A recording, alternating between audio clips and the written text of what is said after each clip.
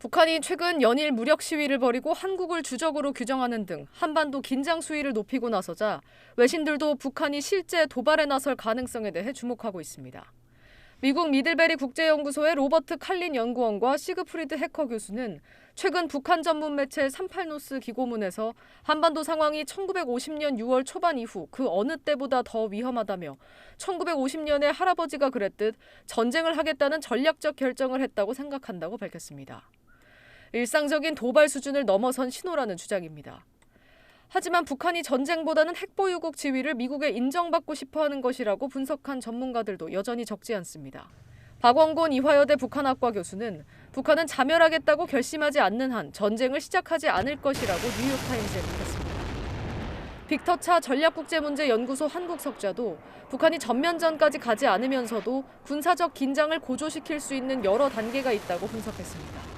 양무진 북한대학원 대학교 총장은 북한이 중국, 러시아로부터 전쟁 개시에 대한 지지를 얻어내지도 못한 상태라고 현 상황을 평가했습니다. 하지만 그간 북한이 한미가 정치적으로 민감한 시기에 불안 조성을 선호해온 점을 고려하면 김 위원장이 군사적 긴장 수위를 높이려 할 경우 지금이 적기가 될 수 있다고 외신은 지적했습니다. 미국은 오는 11월 대선, 한국은 오는 4월 총선을 각각 앞두고 있기 때문입니다.